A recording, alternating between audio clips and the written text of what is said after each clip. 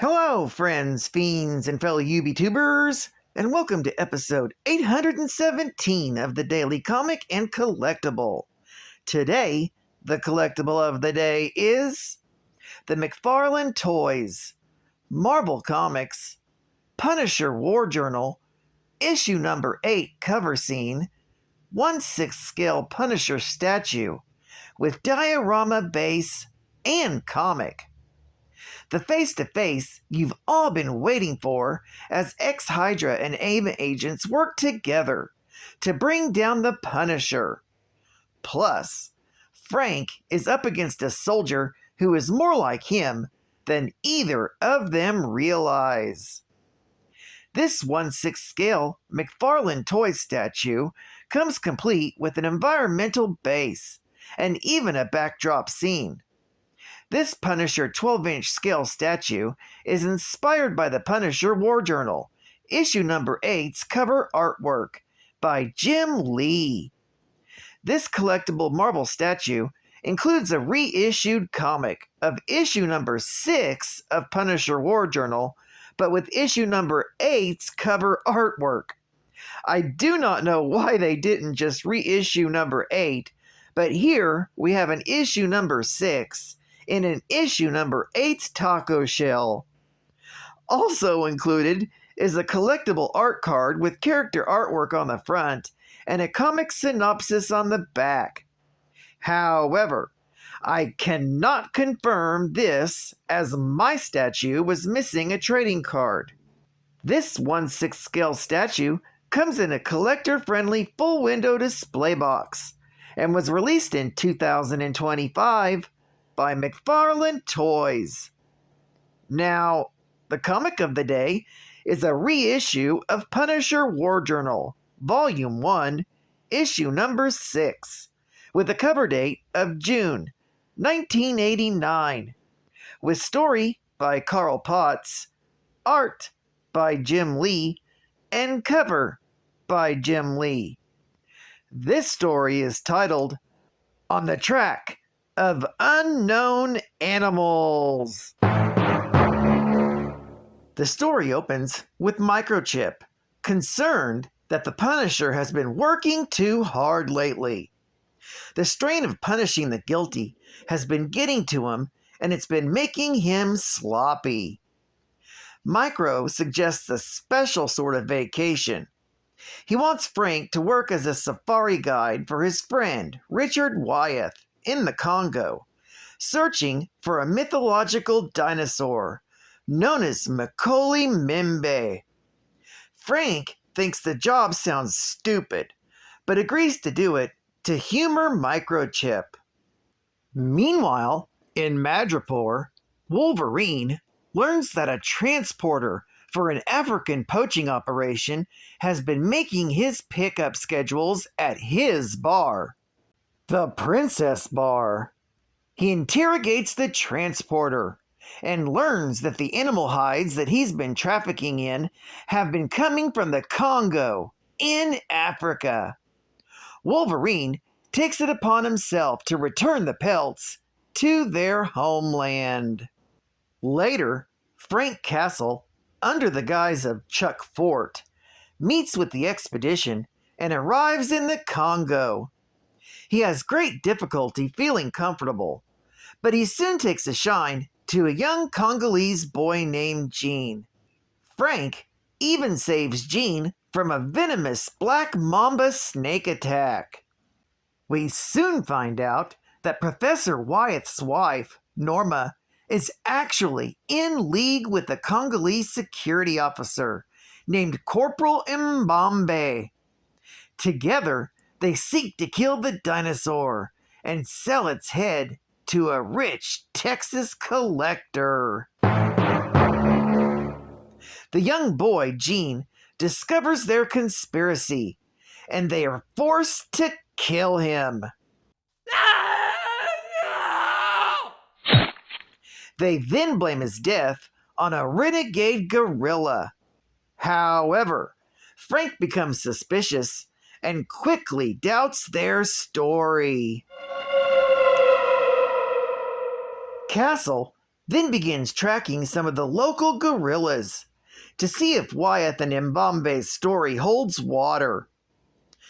Out of the blue, a gorilla launches itself at Castle.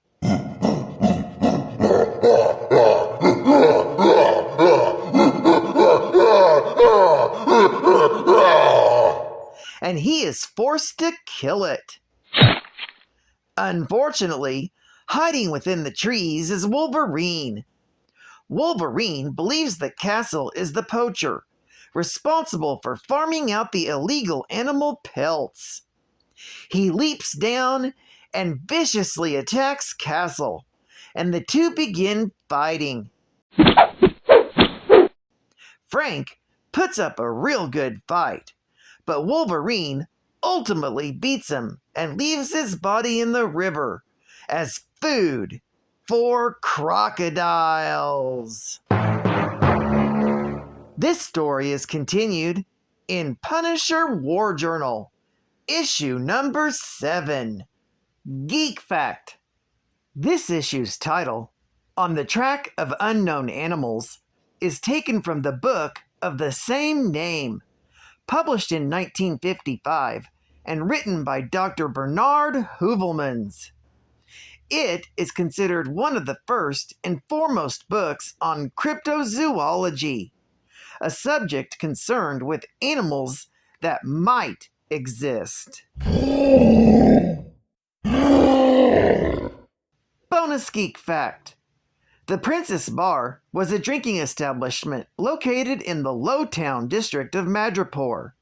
Initially, the bar was owned by a man known only as O'Donnell, and for a time, it was frequented by Patch. The bar was also partly owned by Madripoor's crime overlord, Tiger. Madripoor is an island in Southeast Asia, located in the south of Indonesia's Strait of Malacca, southwest of Singapore. It is dominated by the city of Madripoor, made up of the wealthy high town and impoverished, crime-ridden low town, which represents the extreme social inequality in the country, described as a place for the very rich and the very, very poor. It's built on the back of an immense dragon. Madripoor was once a haven for pirates, a tradition which somewhat continues to present day. Its proximity to the most important Asian ports makes it a largely lawless haven for smugglers, secret societies, and warlords, constantly vying for control. The Punisher Paraphernalia. Punisher War Journal. Equipment page. When a dramatic entrance by non-fatal knockdown is called for, sting ball riot-controlled grenades, stun grenades, and thunder strips can't be beat. These items will knock the fight out of any target. Whoa! And with Microchip's custom remote radio detonators, I could even leave a sting ball surprise if needed. Now, if there is no opening large enough for a grenade to slip through, a thunder strip can be slid under doors, through mail slots, and so on. You got mail. A bit of detonation cord sets it off and knocks anyone in the area head over heels. Wow! Just sit right back and I'll tell you a tale from the comic strip that started on this Earth spaceport aboard this Star Wars ship. The mate was a concussive blast X-Man, the skipper brave and sure. The heroes all set sail that day for Captain's Geek Fact Tour. The final Geek Fact lore. The facts, they started getting tough. The spaceship was tossed. If not for the superhero crew, Captain would be lost. His ass would have been tossed. The ship crash landed on a desert moon with Cyclops the captain too. A millionaire and Selena Kyle. Firestar, the Professor and Spider-Man. Now for the final geek fact. Born in Queens, New York, to Sicilian immigrants, the young Francis Castelloni was very violent and aggressive, inflicting extensive injuries on bullies. This violence would cause him to be observed by the Hand. After being haunted by the deaths of a couple that were brutally murdered by a mafioso, 10-year-old Frank killed the mafioso by setting him on fire after dumping homemade napalm on him. This was his first kill. While in high school, he met his first friend, Stedman Sternberger, after protecting him from a gang of bullies, and continuously protected him afterward. In return, Stedman convinced Castle to channel his antisocial behavior into pee-wee hockey. During a hockey match, Castle met Maria Falcone. Castle was smitten with her, but was afraid to talk to her, so Stedman fixed them up through trickery, and Maria's influence suppressed Castle's bad behavior. When Stedman died in a traffic accident after being left behind by the driver and passengers, Castle killed those involved to avenge his friend. Frank ended up marrying his wife Maria, who was already pregnant with their first child, before enlisting in the United States Marine Corps, eventually rising to the rank of captain.